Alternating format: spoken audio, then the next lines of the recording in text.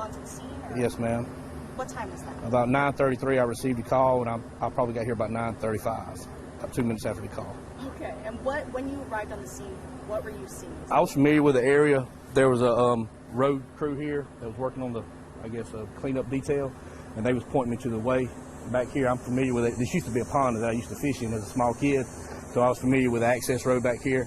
So I drove my patrol truck back there, and once I got there, I could hear people hollering for help. Oh gosh, they were yelling for help. Yes, ma'am. So when you, could you describe how?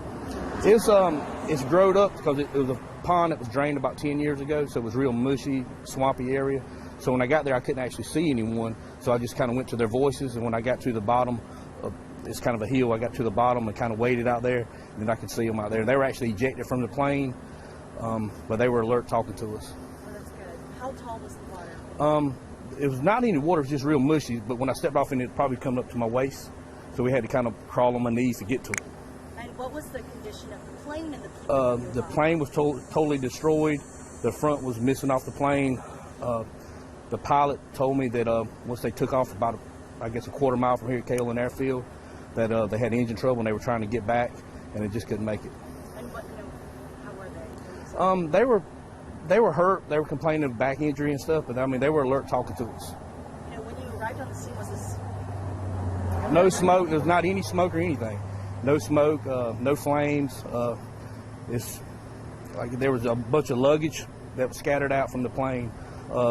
Some of the wings and stuff were broken off the plane, but the engine and stuff, they were missing. I didn't see the engines. So was that relieving to you? It was relieving to know that they were talking to me.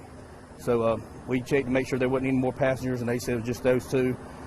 They were in critical condition, but like I said, they were talking to us, and we got them out as quick as possible. Is this the first kind of scene that you responded to? It's the first plane accident I've ever responded to. So how was this for you? It's not much different than a car accident, but it's just a plane, and I guess the terrain was a little tougher to get to because of the swampy area and stuff. But we made the best of the situation. We actually took I found a tarp that they covered the plane up with, and it was in a duffel bag. So I took that tarp out and spread it out, so we were able to walk on that to kind of keep afloat, to keep from sinking, bogging down. So we used that, and then we had the backboard. We laid one of the patients on the backboard and actually took a rope, and had a couple people on the bank, and we kind of eased that way, and we were crawling on our knees to keep us from sinking. So we kind of skimmed him across the terrain. So you got quite a morning. Yes, ma'am. Anything else you want to say about what you saw, how you felt when you saw it? Like I said, I'm very proud of my team. We got here as quick as possible. I think we made the best of a bad situation. Considering the conditions, we cared for the patients as good as possible, and that's about all I got to say. I hope they're going to be okay. In the vicinity of around 9:30, 9:35, that a possible plane had crashed over in this area. There was a public works crew that was here doing some work. They heard a loud noise and then heard some people, screaming, sounded like they needed help, so they called 911.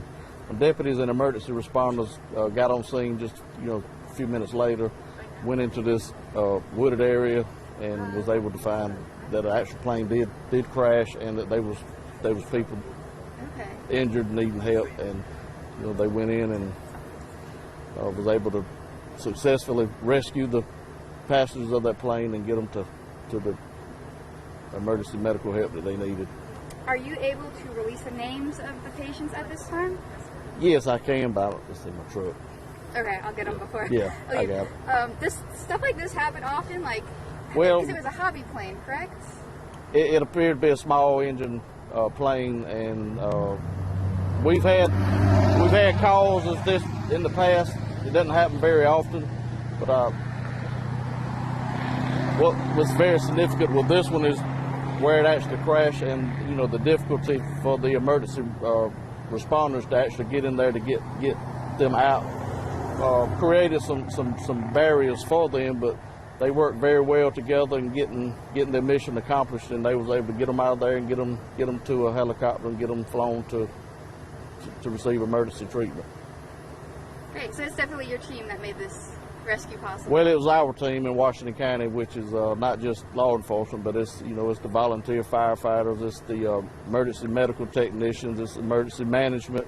Everybody just coming working together to to help the people that needed help. Okay, thank you so much. All right.